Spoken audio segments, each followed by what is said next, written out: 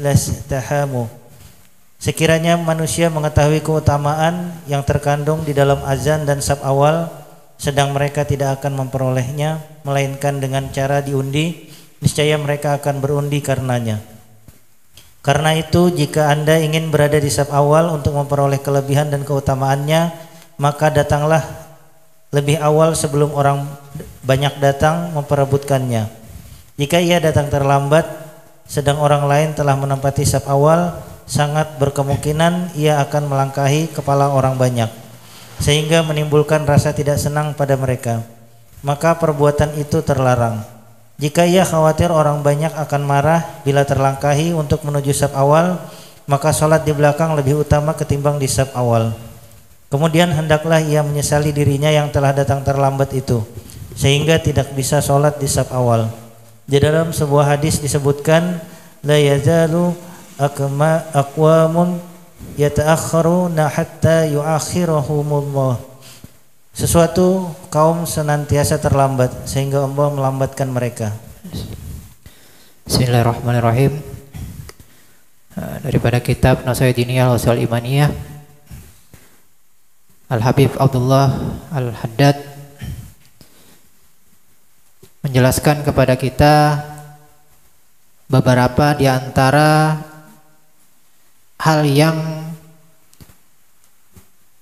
memperkuat untuk seseorang dikatakan mendirikan sholat sebagaimana mestinya, yaitu diantaranya untuk kita dikatakan mendirikan sholat yaitu dengan berusaha untuk berada di shaf awal. Di dalam hadis disebutkan, innallaha wa malaikatahu yusholluna 'alas sufufil mutaqaddamah. Sungguhnya Allah Subhanahu wa taala dan para malaikatnya senantiasa bersolawat terhadap saf-saf yang terdepan. Di riwayat yang lain, ini kan kalau dari hadis di sini disebutkan tempatnya.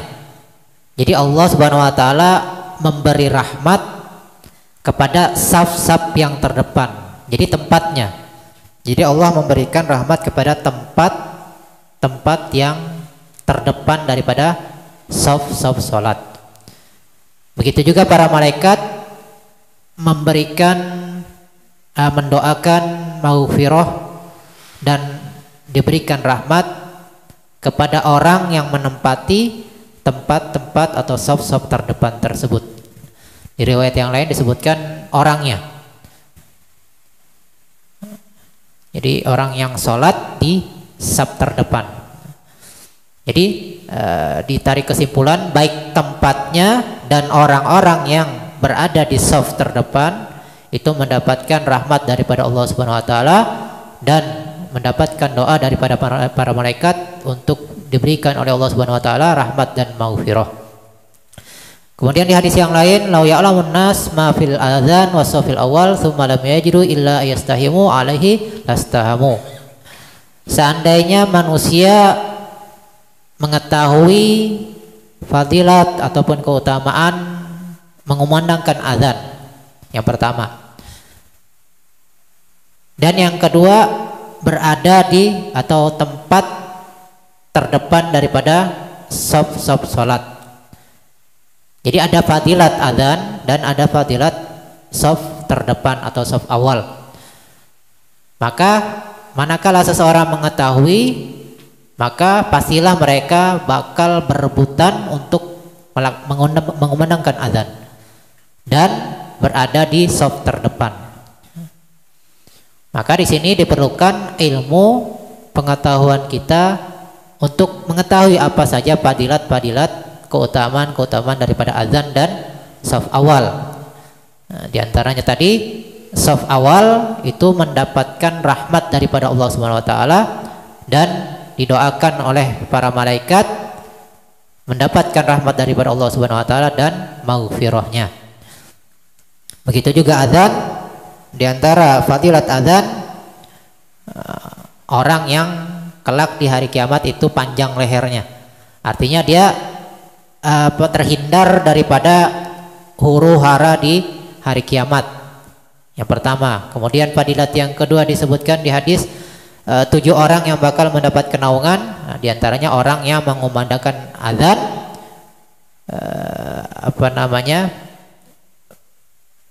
tanpa mendapat bayaran. Artinya dia mengumandangkan azan bukan karena ditugaskan digaji.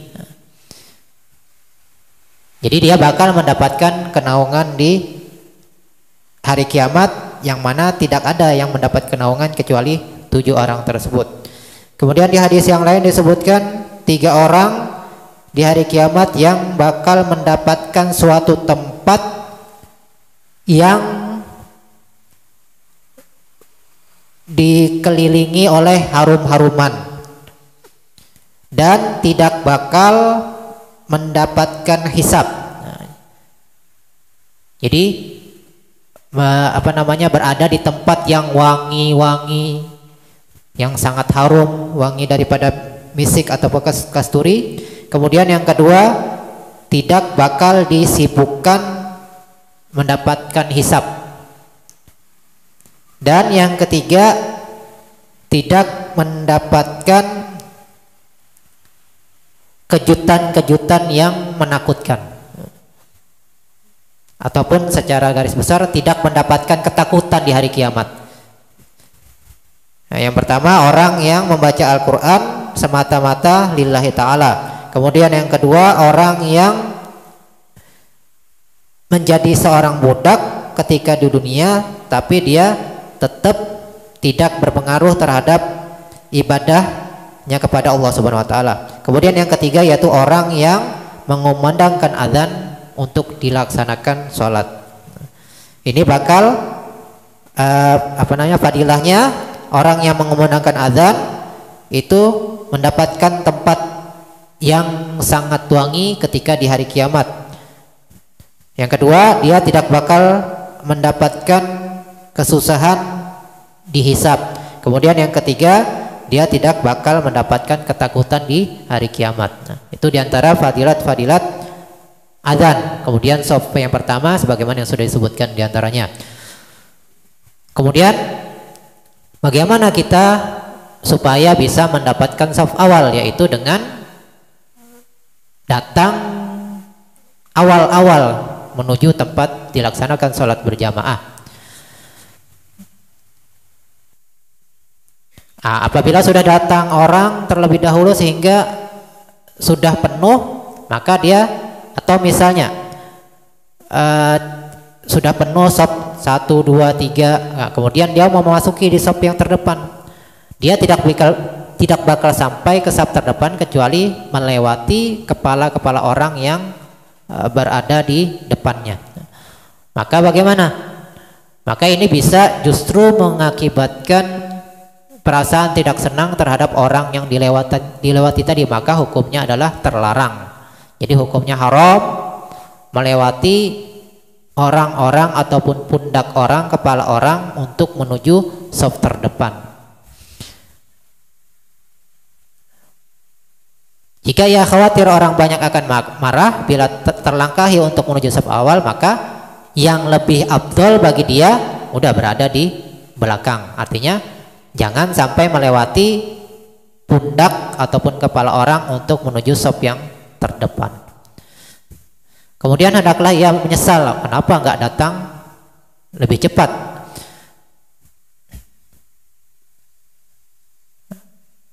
Tapi disebutkan di fikih, kalau memang tempat yang memang betul-betul kosong, nah itu boleh kita melewati tapi dengan adab. Jadi permisi dulu, jangan langsung langkah-langkah, jangan.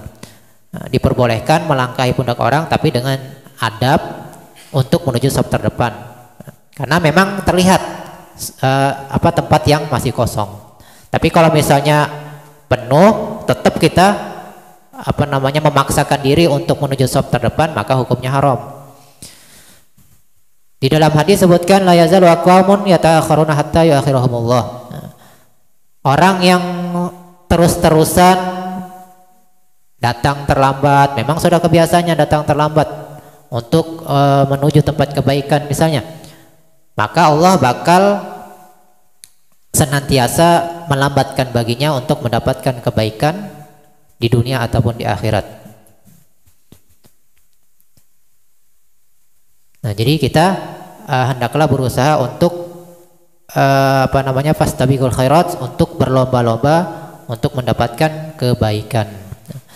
Nah, itulah yang disampaikan daripada Al-Habib Abdullah Al-Haddad di antara hal-hal yang perlu kita kerjakan untuk mendapatkan kesempurnaan mendirikan sholat, yaitu yang pertama untuk berusaha berada di saf-saf terdepan, kemudian yang kedua berusaha untuk bisa mengumandangkan azan.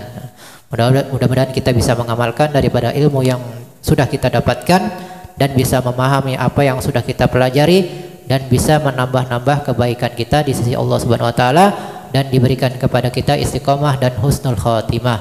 Nah, itu dulu yang bisa disampaikan, kurang lebih mohon maaf, wal afwu minkum, wallahu subhanahu wa taala alam. Bismillahirrahmanirrahim.